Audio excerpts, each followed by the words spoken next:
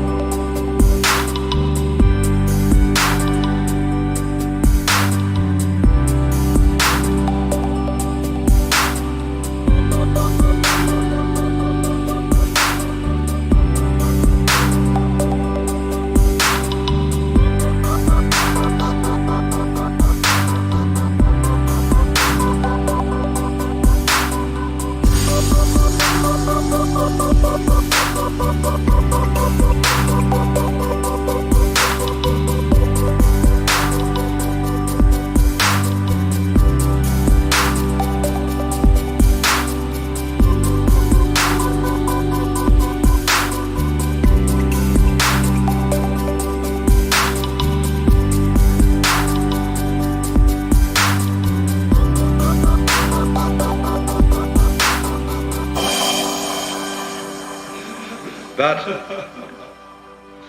it would be shameful, in a way. You might not want to look at your own face in a state of complete sexual rapture.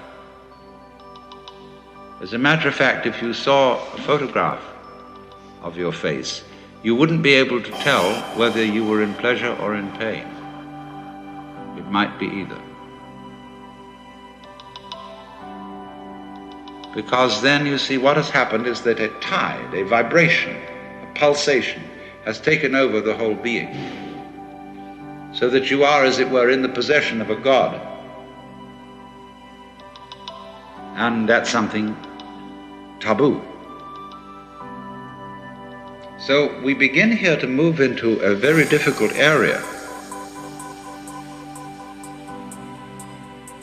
because a lot of people were beginning to say this conversation is getting out of line because we're moving into what are normally called perverse experiences. And the two critical forms of perverse experience are sadism and masochism.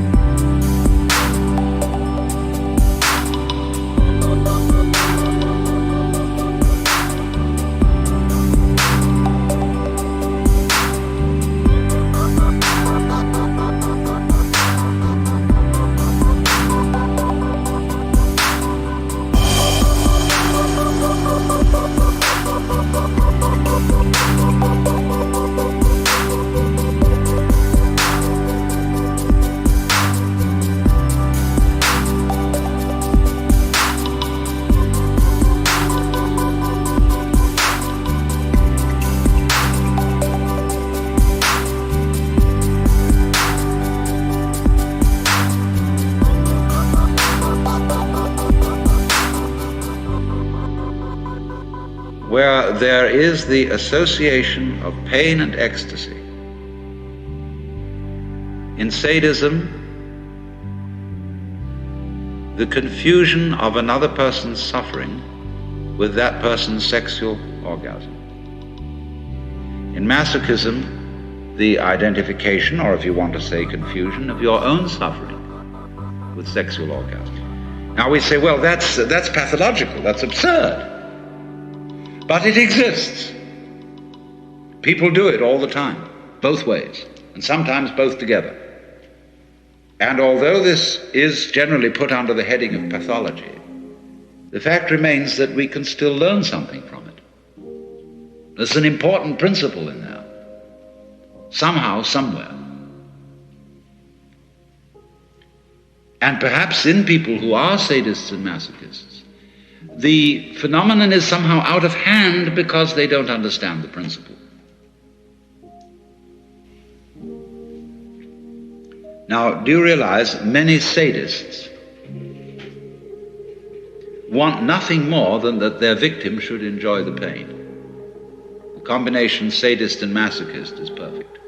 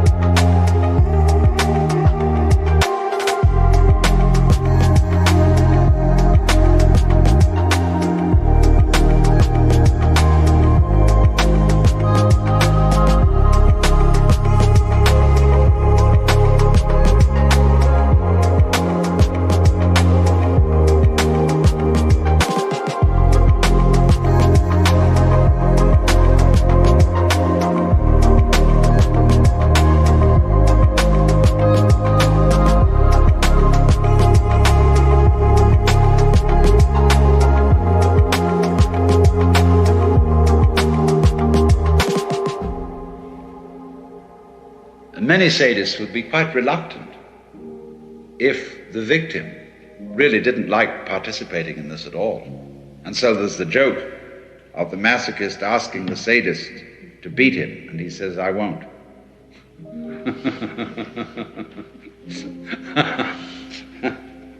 But what happens here is that pain and the attendant convulsive behavior of the organism is associated with the erotic.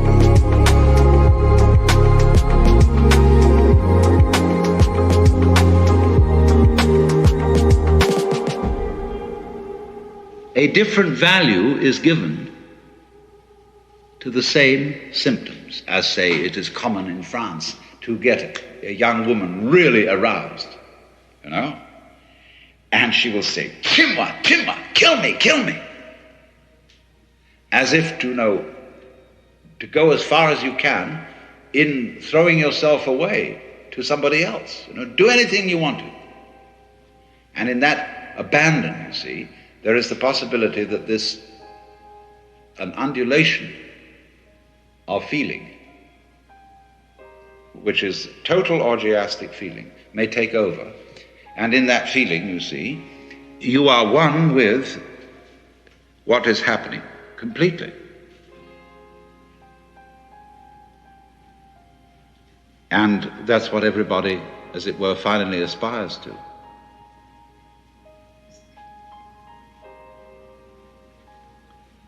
So, therefore, the masochist in particular is a person who has learned throughout life to defend himself against pain by eroticizing pain. Now, do you understand how, therefore, different valuations can be put on one and the same vibration?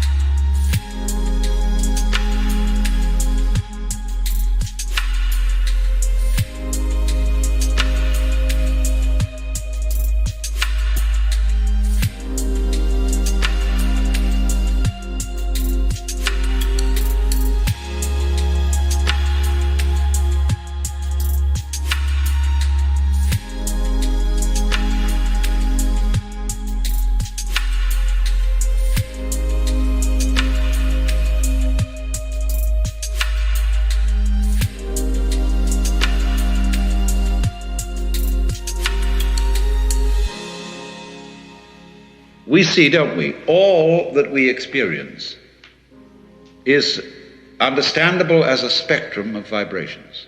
There are different kinds of spectra. There's the spectrum of light, there's the spectrum of sound. We can also think of spectra of smells, of tactile feelings, of emotions, and so on, all down the line. We are, as it were, living in the midst of a woven tapestry of many dimensions in which the warps and the woofs are all these different spectra of various kinds of vibrations. And as on the loom, the warp crosses the woof, and if you didn't have one, you wouldn't have the other. It takes two to reveal the pattern. So see yourselves as patterns in a weaving system. You wouldn't be here if it weren't for the interlocking of all these different spectra of dimensions. So then, here they go, and these things are vibrating.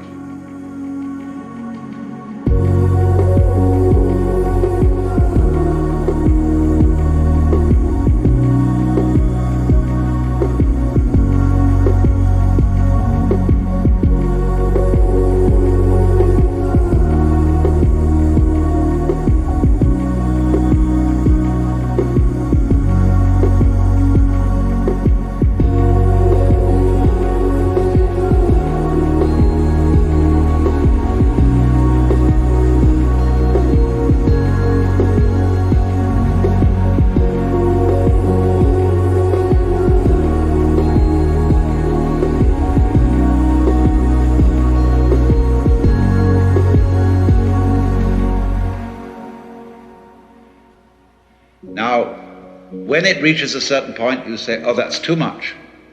When it reaches another point, you say, it's not enough. Why, there's nothing here. I don't feel a thing. No, I'm going to go to sleep.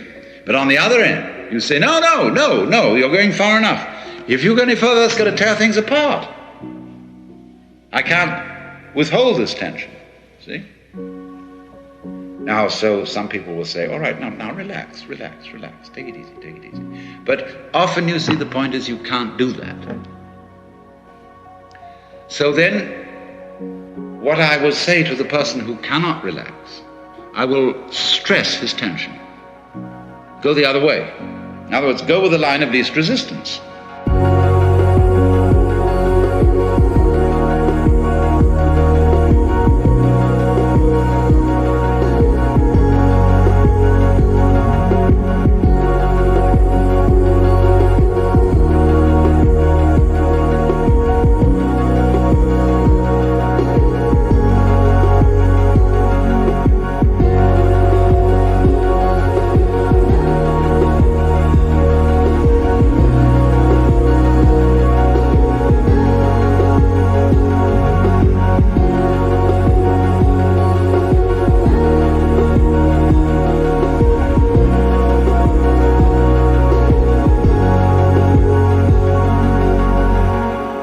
Say, okay, you're tense about all this. Now let's get really tense. Let's scream. No, no, no, no, no. See, you get violent inside. This is not to happen.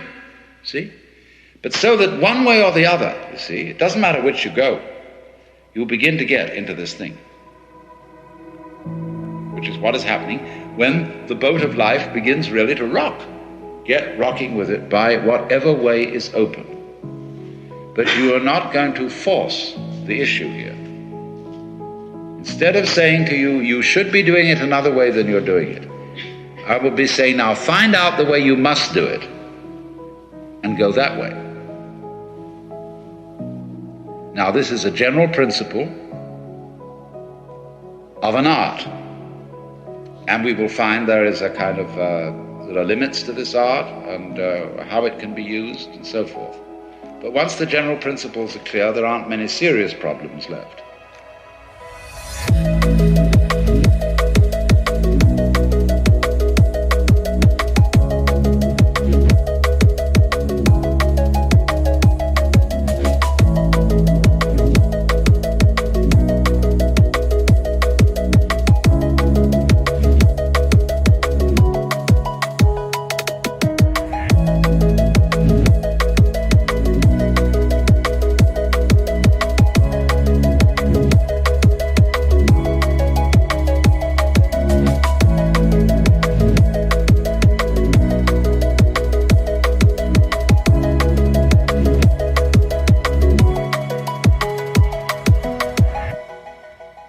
That if you begin to look at it in that way, you will begin to realize that ecstasy, by one road or another, is inevitable.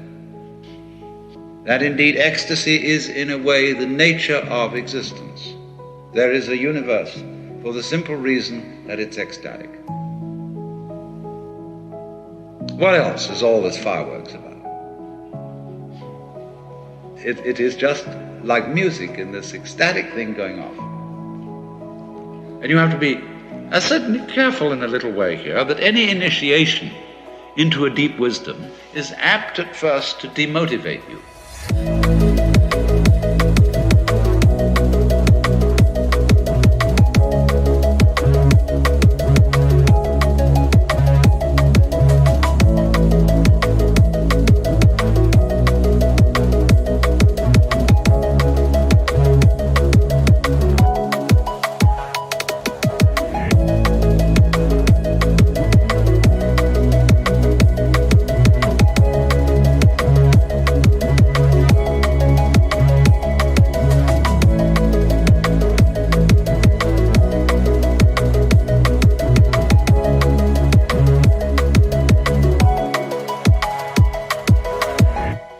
You think, what the hell am I doing?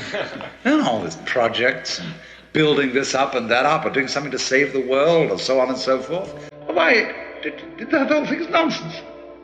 Yes. If you stick there, that's what they call in Mahayana Buddhism the Pratyeka Buddha. That means the private Buddha, as distinct from Bodhisattva, who comes back into everyday life, as they say, for the liberation of all other sentient beings.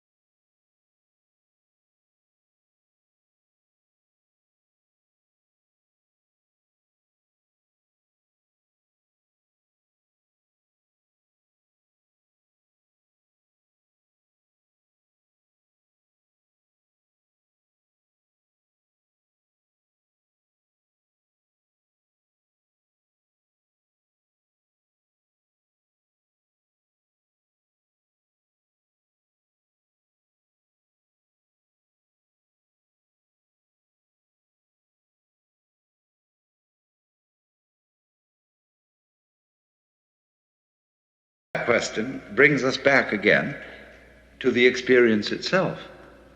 See? And that's the only way that you can answer the question, is from the experience. You could say, what would happen if?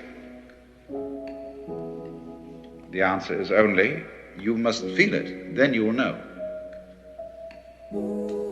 And the people who hear about this and say, well, wouldn't everybody become totally callous and impassive?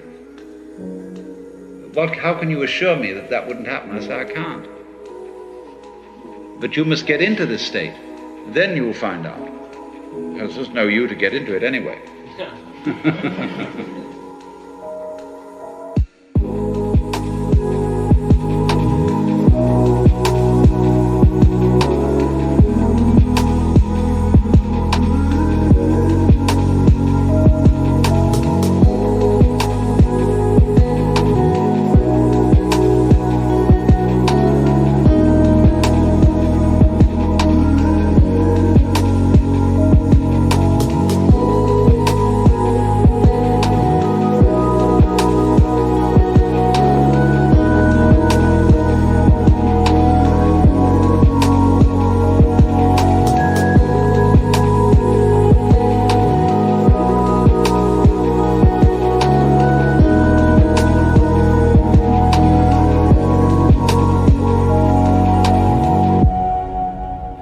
Making a basic comparison between the state of consciousness of a baby and that of a so-called mature adult, respectively what we would call undifferentiated and differentiated. The adult consciousness being highly selective and the baby consciousness being very open and hardly selective at all, and therefore unable to distinguish what adults consider to be the important things.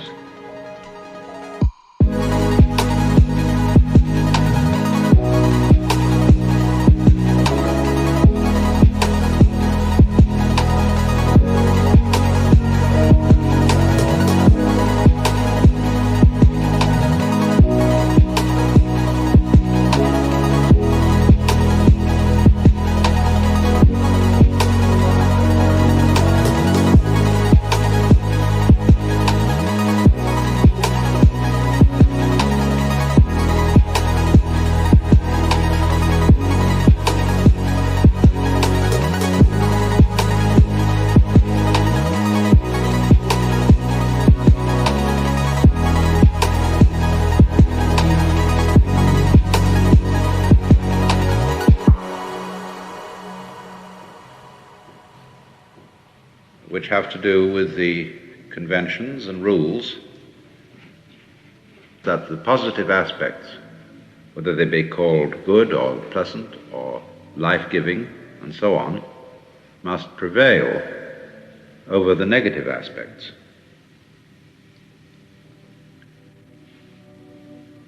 And I went on to show that this contrast between the two views of the world has another marked characteristic, that in the case of the baby who hasn't been trained or told about the difference between himself and all that is defined as other than himself, doesn't distinguish between voluntary behavior and involuntary occurrence. And, of course, we think this is a very fundamental defect. But if we go back, you see, to a principle that underlies the whole universe with a kind of mathematical exactitude,